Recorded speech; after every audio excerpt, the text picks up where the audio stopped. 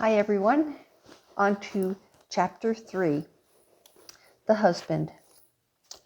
Douglas Arthur Warren was a good-looking man, and depending on who was asked, he was the best-looking of men, especially if that person asked was Doug Warren himself. He was a man who prided himself on being in control of any situation, whether the situation was his job, his family, or his downtime. He planned every event and happenstance in his life with single-minded determination, and didn't like having his plans interrupted, especially when those plans involved an expensive family vacation. Now, 2 weeks after the incident that so mercilessly affected his life, he sat in the Seattle airport waiting to fly home to Minnesota. He realized as he blindly stared out the airport window at the clouds rolling in over the Washington landscape that his happiness was in jeopardy, and he didn't know how to process it. His wife had gone missing on the very vacation he had painstakingly planned for weeks. His first thought upon the discovery of her disappearance had been, "How could she do this to me?" It was this self-absorbed attitude he'd taken with him when he had been requested to talk to the local sheriff at the Kokanee Bay Sheriff's Office. He had felt nothing but contempt for Sheriff Callum and his minion, Deputy Riley, because he considered them beneath him and thought they didn't know what they were doing. He had wanted them to call in more experienced men from Seattle, which they'd refused to do. Of course, the Coast Guard had been called in, but even they had stopped looking when the storm hit. It made him angry to think of their incompetence. By the time the so-called sheriff's office personnel had finally gotten to the island, a Forest Service ranger and some local employees had already spent hours looking for Jody. Doug had not been convinced anything serious had happened to her, like most people thought. He was sure she had simply wandered off into the woods and gotten turned around. Every time he tried to stress this opinion, though, people had looked at him like he was a callous bastard not showing the right amount of concern for his wife. All he had to do was gain some control over a situation where he'd felt everyone was panicking for no reason and getting nothing accomplished. The events of the last 2 weeks played over and over in his mind like a rerun of an old television show. Even now, as he sat and blindly watched the planes come and go from the tarmac, the days replayed in his mind. If he'd admitted it to himself, he knew deep down that the authorities really hadn't had a choice but to call off the search.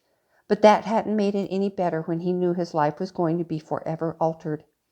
He just wanted his wife found so he could return to his job and his well-ordered life.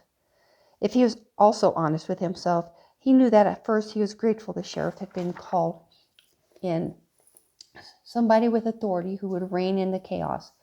But when all the sheriff wanted to do was ask questions, Doug began to feel he was dealing with a country bumpkin who didn't know his head from his ass. When Doug demanded to be put in charge of the search, he was met with derision. So he figured if it took him being contrite so something would get accomplished, that's what he'd be. Doug then took the tactic of applying the talent he'd practiced his whole life of drawing people into his confidence with his sincerity and natural intelligence. He decided that once he displayed the correct amount of contrition and answered the necessary questions, the local yokels would see how affected he was, and they would start treating him with the courtesy and respect he deserved, although he thought it best not to mention the fact that Jody had a habit of occasionally wandering off. He hadn't wanted everyone thinking he was married to some crazy woman. Lord knew he had had enough of that from family over the last few months. Now, as he looked out past the tarmac into the lazy hues of the Seattle landscape, thinking back on the question from Sheriff Yahoo, he found himself fidgeting. There were questions thrown at him he hadn't been able to answer. Questions like, when had he last seen her? What was she wearing? Where was she standing? Didn't his kids see her get on the ferry? Blah, blah, blah. God, he thought the questions would never end. By the time it was over, he was exhausted, not from the constant barrage of questions, but from having to keep up the pretense of being devastated, when in reality he was beyond insulted at their treatment of him. Then, after 2 hours of answering their questions, the sheriff had asked one that threw him for a loop. Why weren't he and his wife together on the ferry? He couldn't answer this one question, and no matter how hard he thought, he honestly didn't know. He had been worn thin of her behavior over the last few months, but why weren't they together on the ferry? I was rounding up the kids, he offered as an explanation. He remembered seeing her standing at the pier before the ferry departed, just staring out at the water, and had yelled at her that the ferry was leaving and for her to get on board. He had just taken it for granted she had obeyed him. Why wouldn't she? She always obeyed him. It was the basis of their marriage. But then he remembered turning and walking on board without her and not looking back. Could it have really been the one time in their marriage she had defied him? But did you know for certain she had gotten on the ferry, they had asked? No, he didn't know. What was she doing before you boarded, the sheriff had persisted. She was staring into space like she always did, he remembered. But this isn't what he told the sheriff. He told him she was looking out at the ocean and enjoying the view. The facade of a concerned spouse had slipped in that moment when he realized he actually hadn't known what Jody had been doing, because he never knew, and it made him angry. Fact was, he never knew what was on her mind anymore, and he wasn't 100% sure she had gotten on the ferry at all. She knew better than to go against his orders, but she hadn't been herself for several months now. Subconsciously, in a place he wouldn't allow himself to go, he knew he was angrier at being embarrassed in front of local authority than he was upset Jody had turned up missing. He was certain she would eventually show up, but until she did, she was making him look the fool. He had inwardly seethed in that moment, and for an instant he saw red. He had looked up and noticed Callum and Deputy Riley staring at him, not saying a word. He quickly recovered from his silent condemnation into the look of the worried husband. Then, that no excuse for a sheriff, asked a question that truly offended him. He recalled. "Mr. Warren," he'd asked, "is your wife's disappearance that's really troubling you, or is it the inconvenience?" What kind of question is that? Doug had wanted to know. Of course I'm concerned. My wife is missing and it hurts. But really, would it be too much to ask of you to show a little understanding and sympathy for me, since I'm the one having to go through this painful ordeal? The sheriff had simply looked at him with a blank expression on his face, an indication to Doug that he was dealing with a moron. Doug silently continued to boil in outrage at the memory as he recounted the third meeting he'd had to endure several days later, when they announced they didn't have any leads to continue the search. It was at that meeting the sheriff had issued the ultimate insult by asking if he thought Jody may have gone missing on purpose. He couldn't believe the sheriff had the balls to ask if it was anything but an accident. The man obviously hadn't known who he was talking to. Why would anyone want to leave him? He was Doug Warren, vice president of mortgage financing at one of the larger banks in Minnesota, a successful executive, great provider, perfect husband and father. By the end of the week, when they had finally ended with all the tedious questions and speculation, Doug had come to the conclusion that Sheriff Callum was nothing more than a low-paid civil servant who was bored from living in that podunk town and was simply trying to make a name for himself by trying to create a scenario that didn't exist. His temples pounded as he sat waiting for their flight to Minnesota to be called over the airport intercom, and the interviews went around and around in his head like an endless tilt-a-whirl. What could that sheriff literally have been thinking when he had asked that final ludicrous question? Did Jody disappear on purpose? Doug knew for a fact any woman married to him would always feel lucky. Although, he said to himself, he'd admit he'd lost his patience with her over the years because things were not always as smooth as he expected. Like when they were first married and he tried to train her in the proper decorum of an executive's wife. She was like trying to mold wood. And the times he'd had to remind her of the marriage vows of obedience so she'd show him the proper respect owed a husband. He admitted he had taken several years of marriage before he had eventually gotten her trained in what he considered her proper role as his wife, but he had finally succeeded. Of course, he couldn't really blame her for being slow in learning her place and knew it wasn't all her fault. She simply lacked the proper education to comprehend the ways of the world. He had married her a year out of high school, and she simply didn't understand the fine nuances of society. Her childhood behavior was one of the reasons he had noticed her in the first place. But as her husband, it was his job to correct her little eccentricities as soon as they were married. For example, stopping her from eating cold fried potato sandwiches or boiling that disgusting slimy vegetable okra that made the whole house smell. These things were cute when they had been dating, but as a successful executive's wife, it was something he just couldn't allow because it reeked of being poor. Jody had had the disadvantage of being born to inferior people who he despised. Also, he had no respect for her parents. He never let it show to anyone. Both her parents had quit high school in their senior year to get married, and even though his father-in-law built and owned his own glass company, Doug didn't consider it all that successful because profit was inconsistent from year to year and didn't even clear six figures in the best of times. None of that mattered, however, because he knew he had been all fooled into believing he liked them. He knew, as sure as the sun shines, that they thought their daughter couldn't have married better. Through their actions, he had known from the beginning they admired him for his education and his career. Over the years, he became convinced without a doubt that he was their favorite son-in-law. Yes, thinking back now over 20 years of marriage, it was ridiculous for anyone to think that Jody would leave him intentionally. He resented the police for even hinting at such a thing. They obviously hadn't realized they'd been dealing with a superior, he'd reasoned. So he had humored them in their naivety and answered their questions simply, so that they could understand his answers, all the while knowing Jody would soon come strolling up, embarrassed but okay, and the whole ordeal would have been over and done with. They could have gone back home and he could have dealt with her in private, but that hadn't happened. He was convinced now more than ever she had been in a horrible accident that kept her from showing up. They hadn't found her and she hadn't come walking up by herself. The only thing he knew for sure was she was still missing and they were going home without her. He knew he was going to have to resign himself to the fact that for the moment she was gone. It was something he might have to come to terms with. It made his mind go numb, which irritated him. Lack of rational thought was a lack of self-control and he wouldn't tolerate it. Damn her for making me feel this way, he fumed. When the airport finally called their flight number, he rounded up his children and boarded the plane as seat assignments were called.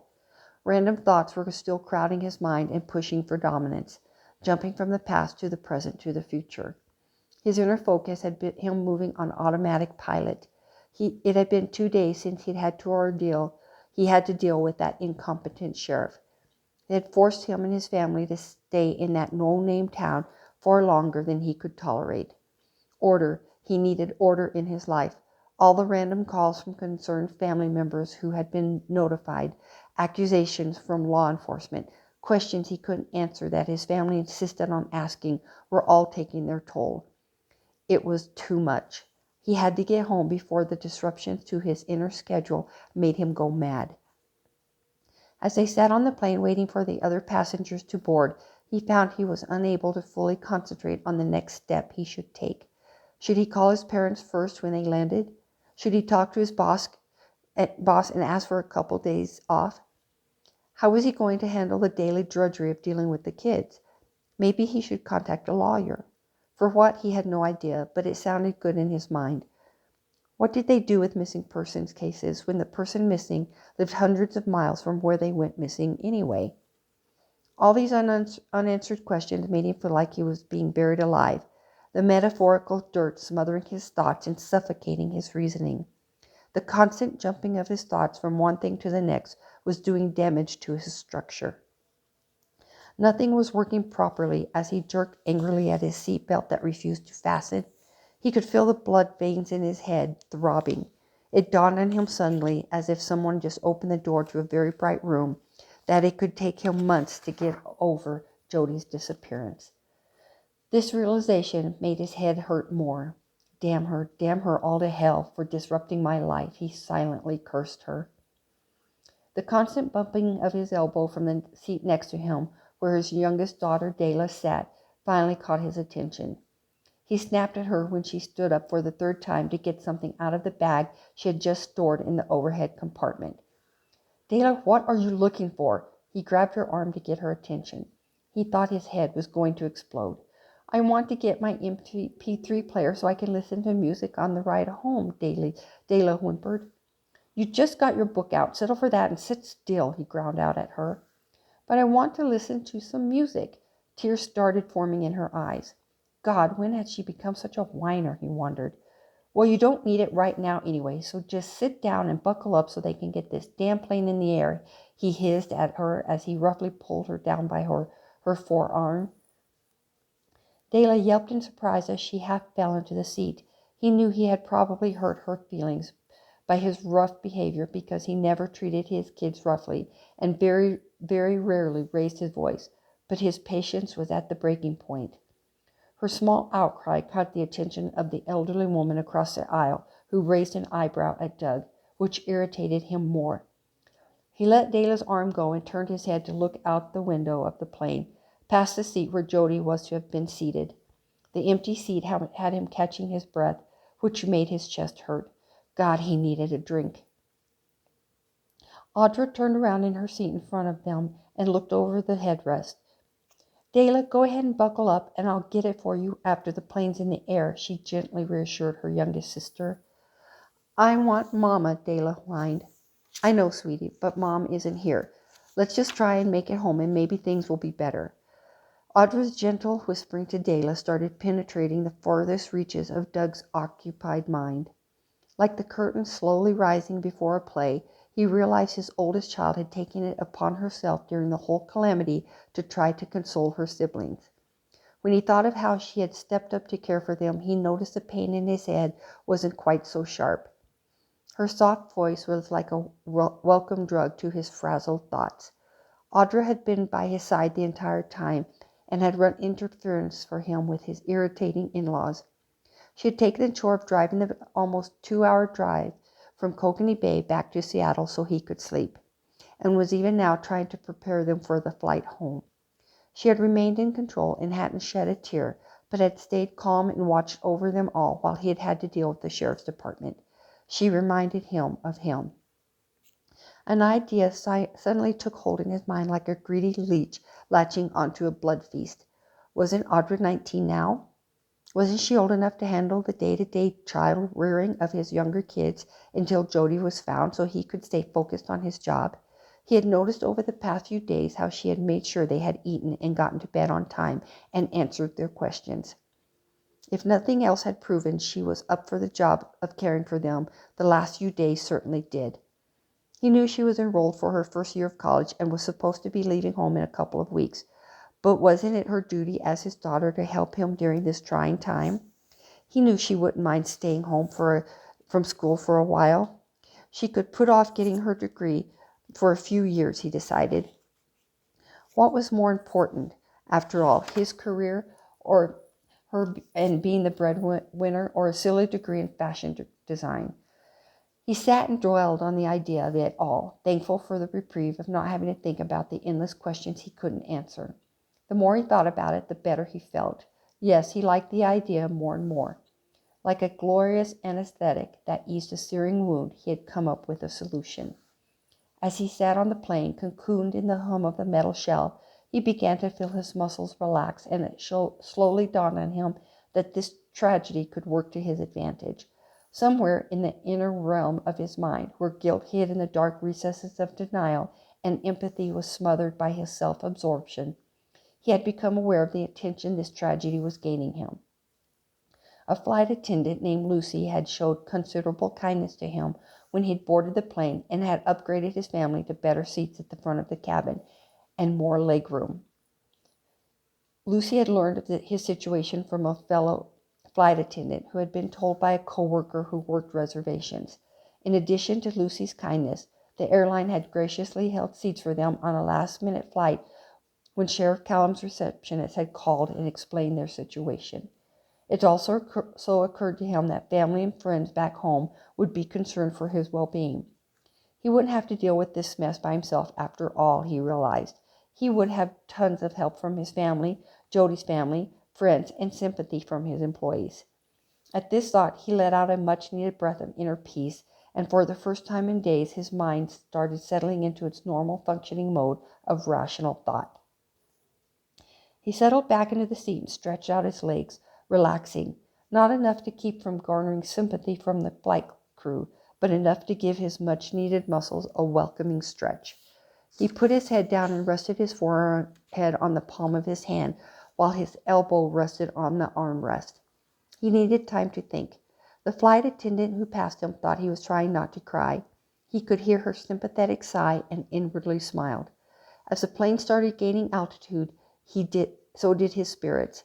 It relieved him to know that he wouldn't have to deal with any more mundane questions and tedious details, because there were people in his life who would want to come forward and do it for him.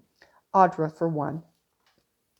He could feel the fatigue of the last few days being smothered by his excitement of impending attention. Maybe things wouldn't take as long to get back to normal as he thought. There was already attention coming his way from complete strangers, so why not make use of family as well, he reasoned. He could make the situation work for him by having his mother take care of things at home while Audra could quit school. He'd also be able to take advantage of the attention at work from all the condolences his co-workers would throw his way. Who was he, after all, to keep family and friends from expressing their concern and willingness to comfort him? There was even the possibility the story would get in the local paper, he calculated, getting a little excited at the idea. Yes, as soon as the media learned who he was and who his friends were, they would definitely want to interview him. He made a mental note to call the paper as soon as they landed and started rehearsing his speech in his mind of what he was going to say to the reporters when they contacted him. The first person he knew he had to call was Archer. No one had better connections to the media than his best friend. Not only was Archer a local celebrity because he played on the Major League Hockey team, but he was also a heartthrob, or so he'd been told over and over again by his sister-in-laws. Archer was a shoo-in to get him on TV, maybe even as early as the weekend. He marveled. Yes, Doug decided, the minute they landed, Archer would be his first call. He leaned back in his seat as the plane found its flying altitude and for the first time in 2 weeks fell into a peaceful sleep. Chapter 4. Archer. Archer Bayard stood in his kitchen sink, guzzling water after his afternoon run. He owned a condo on the 6th floor of one of the newer buildings in downtown Minneapolis. The condo was modest and homey, and though it was on the smaller side with only 1,000 square feet, it was prime real estate because it connected its occupants to the skyway on the 2nd floor, overlooked the Stone Arch Bridge, and set along the bank of the Mississippi River, his favorite place to jog. He stood trying to catch his breath after his run and ignored the first few rings of the phone. He finished his glass of water and wiped sweat from his face with a dish towel before reaching to answer the persistent ring. Fumbling for the receiver from his landline hanging on the wall to his left, without taking his eyes off the cabinet in front of him, the natural movement of knowing where the phone hung. "Yeah," was his only greeting. "Archer? Archer, that you, man? Doug? Yeah, of course it's me. What's up? Listen, something happened. Something bad. I may need your help." Archer set his glass on the granite countertop and focused his attention on the call. "What? What do you mean something happened? What's happened? It's bad, man, really bad, and I'm not sure how to handle it." "What is it? Are you sitting down? Doug, just tell me. Is it Jody or one of the kids?" "It's Jody. She's missing." Archer straightened unconsciously, his spine stiffening rigidly. He turned toward the base of the phone and stared at the receiver 2 feet in front of his face as if he were addressing a living being. "What do you mean missing? How can she be missing?" A quickening fear started slowing his questions. We were out on a ferry going to some island while we were in Kokanee Bay, and somewhere between the mainland and the island she just disappeared.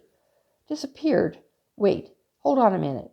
I'm not understanding you. How could she just disappear? Mimicking Doug's tone. "Where are you anyway?" "We're in the airport here in town." "We? Who's we?" "Me and the kids. We just got in." Hold it. Are you saying you came home without Jody? Aren't you listening? I told you she's missing. We looked for days, man. Even her folks came out." "So you just left her there?" "It's not like we just left her there. We don't know where she is. They searched for days, but they finally gave up. That bumfuck sheriff up there didn't have a clue as to what to do." Archer's breathing slowed, building pressure in his chest until the pain made him remember to breathe.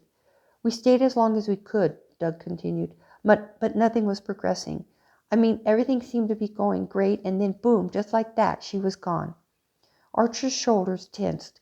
Fear caused a burning sensation at the top of his head before radiating down his face, seeming to melt his skin as his mouth drooped in shock.